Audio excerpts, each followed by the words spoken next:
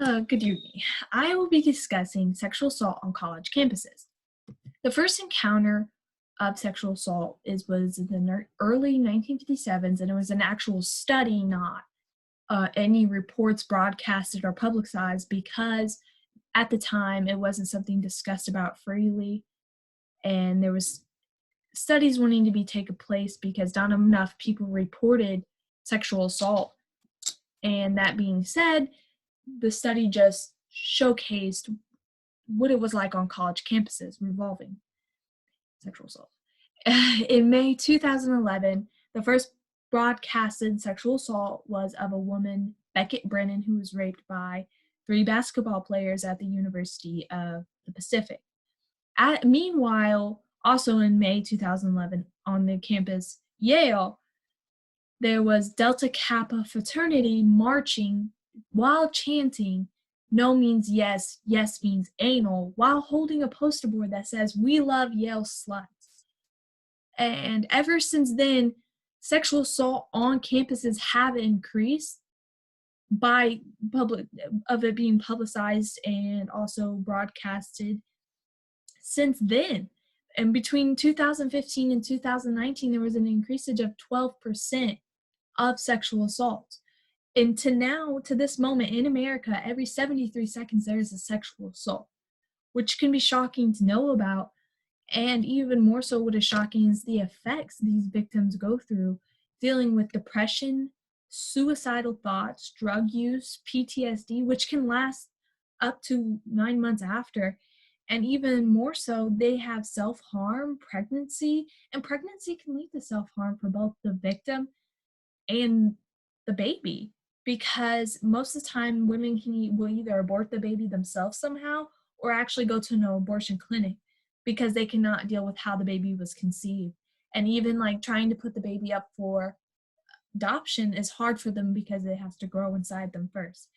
Other effects are STD, eating disorder, etc. Anything that deteriorates at their health most of the time is what happens after sexual assault because it is a traumatic event.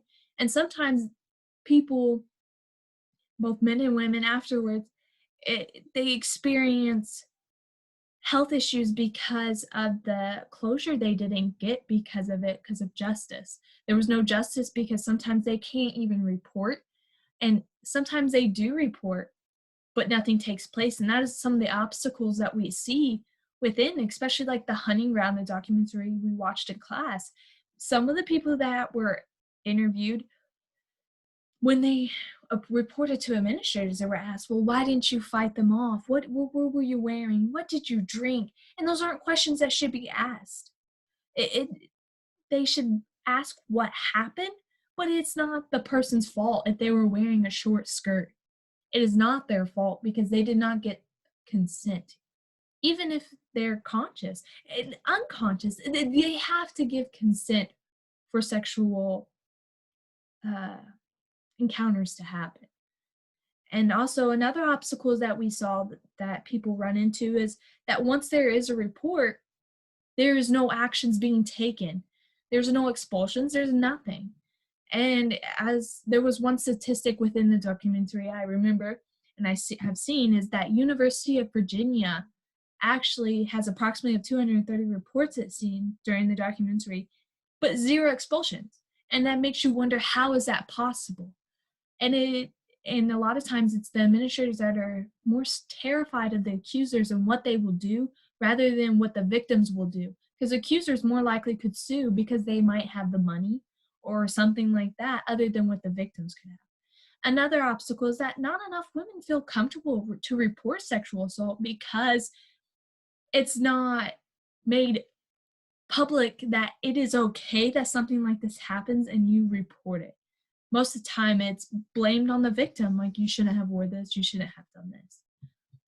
One case is that a victim, Chanel Miller, was assaulted by Brock Turner, a Yale champion swimmer.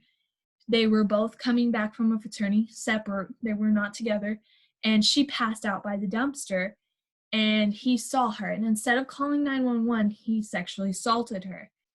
And as he was doing so, two bikers saw it, and when they saw it, he tried to run, but they tackled him and held him down until police came to arrest him.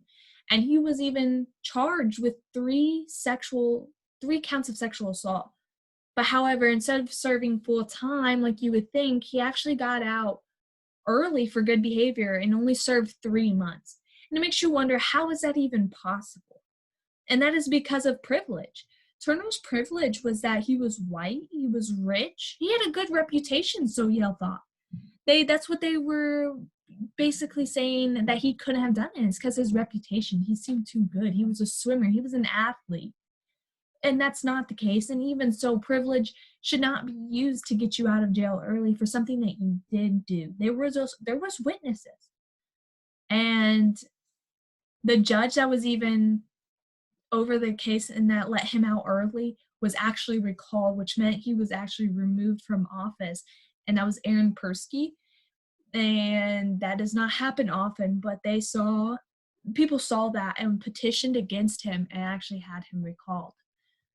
Also, that afterwards, there have been many preventions to help stopping this altogether.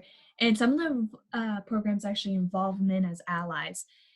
And one of them was Men's Project, which focused on the masculinity men have within groups of same sex. And the study that they did was that they took men all within athletic events in college campuses, and most of them were heterosexual with only like 2 homosexuals, and they had them in the same group with each other for a while to see what their dynamic would be like with the toxic masculinity, basically.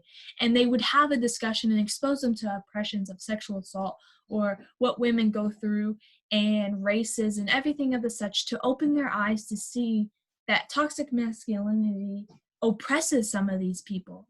And afterwards, they asked them the question of, what do you think the Men's Project helped you? And most of them said, they opened my eyes and I can now see that how toxic masculinity can affect people and oppression and everything of the such. Another program that helps is Green Dot, which is helping train women to be safer, whether it is to train them mentally to prepare or physically.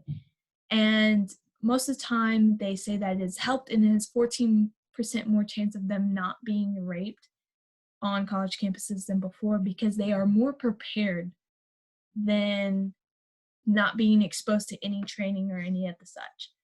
And this is my works cited, goes chronologically. And that is all. Thank you for listening.